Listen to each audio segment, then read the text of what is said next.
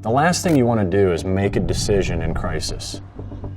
But if you're paying attention to the environment you're in a very methodical way, you are undoubtedly ready to react in the way that you should and that you trained your brain to. That is the distinguishing difference between just observation and true situational awareness.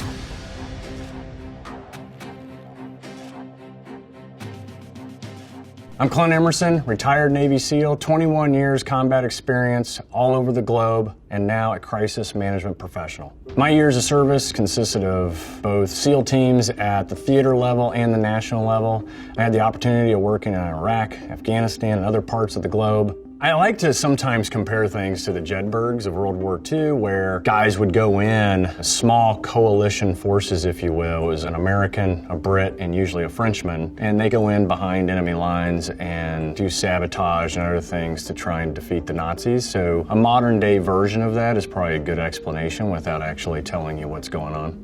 Our brains rely on being challenged. The benefits of just being situational aware, besides observing and making decisions based on what you're presented with, is one way to exercise your mind and learn how to be more attentive, how to pay attention to the small things. You'll find that your memory starts to get a little bit better because you're doing it more often, not just with the things you're paying attention to, but remembering your grocery list all of a sudden becomes a little easier. And you start noticing the little things about people and their mannerisms.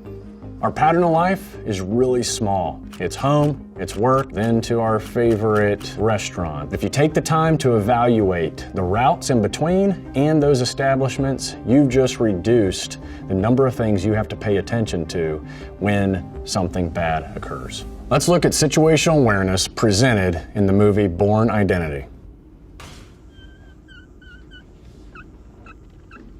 I'm not making this up. These are real. No operative would store all his passports together in one big pile. That's a little out there.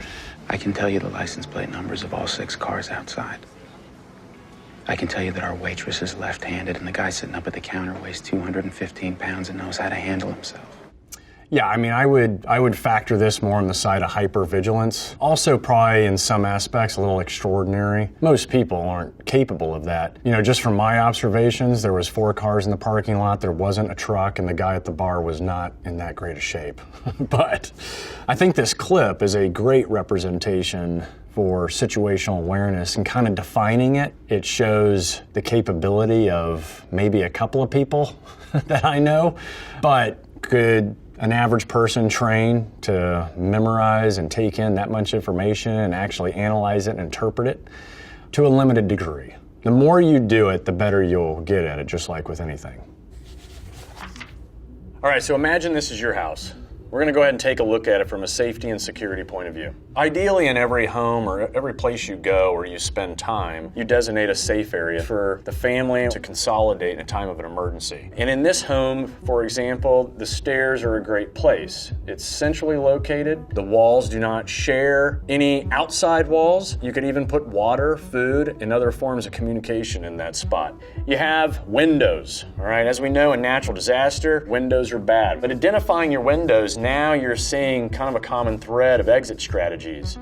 You've got the main door here, and then you've got really nothing down below that stands out. If you need to exit, we're gonna go out these windows.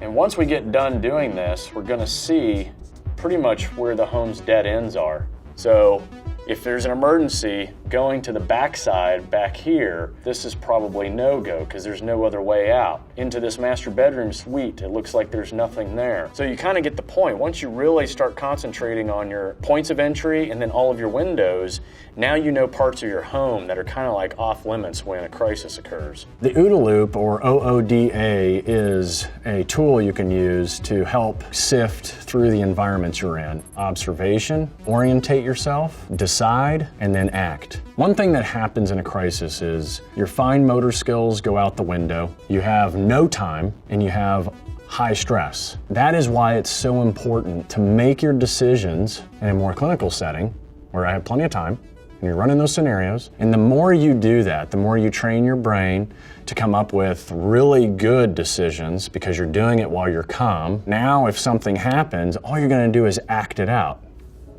So let's say this is where I go to work every day. So this is part of a multi-level building, and we are not on the first floor. We've got several elevator banks right here, here, and here. These elevator banks basically become useless in time of disaster. They usually shut down immediately and you're forced to use stairs. In an emergency, we know that we're gonna probably concentrate our efforts of exit to these stairs, especially if it's a fire. Most people don't know it, but most of your stairwells have their own HVAC and positive pressure systems. So once you're in there, it actually protects you from the bad air that may be going on here. A secondary option, we've got so many windows, and in times of disaster, you want to stay away from glass. But if there was a fire, you could probably get away with throwing a chair through the window and escaping that way if you're a reasonable distance up. So I'd say safely, if you're in reasonable shape, could jump from 3 stories and be okay. Heck, you might break a leg, but that's better than whatever the consequences are up here in this space. It's also important to keep in mind that as it relates to fires, a lot of trucks, ladders only extend 120 feet max. Just good information to know in extreme situations. I break down awareness and what I call total awareness into 4 big pieces, and that's personal awareness, cultural awareness, third-party awareness, and then situational awareness. The first one is personal awareness. When we talk about threat reduction, you have to know what you look like to others. So the next piece is cultural awareness, and that's really knowing the do's and don'ts of the geographical area that you're going to be visiting. So third-party awareness is really just knowing that we have people all around us that can look at us, judge us, and potentially going to find your vulnerabilities and exploit them in some varying form. The last one is the big one, situational awareness. Cataloging the environment, sifting through it, and then confirming what's good and what's bad. So now we're in a restaurant. All right, so we know that there are 1, 2, 3, 4 exit and entry points here. I'm probably gonna come inside, probably step to the left, step to the right, but stay out of the way of that doorway. The doorways are known as fatal funnels. When I look at a crowd of people, I wonder to myself, all right, if everyone was to get up right now and run out of here because of a natural disaster or whatever, where would they all go? The doorway that I'm standing near? Then as I get seated, they walk us over, and this is where we're gonna end up seeing.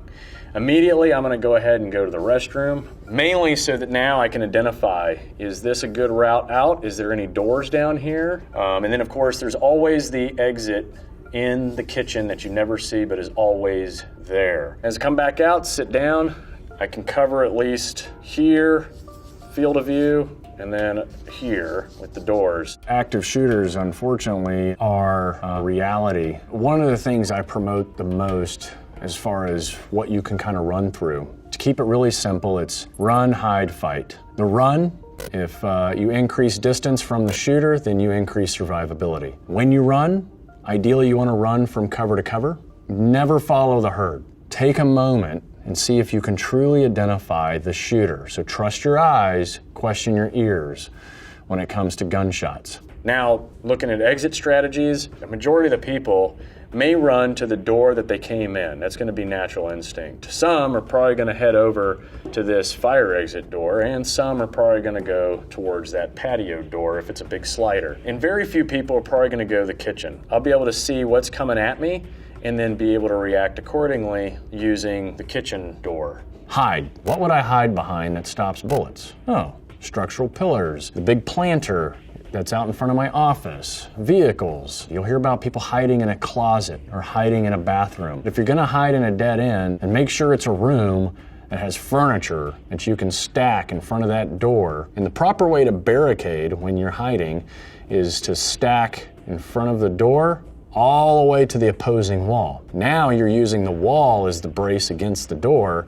and no one's gonna open it. Right off the bat, I know that this bar is probably built pretty well, so if you need to take cover You can cover back behind here. And then if you roll into fight mode, the utensils on your table, salt and pepper burns the eyes. You've got loose chairs everywhere that you could potentially throw at the guy. Anything you need to do to create pain or create distraction so that you can escape.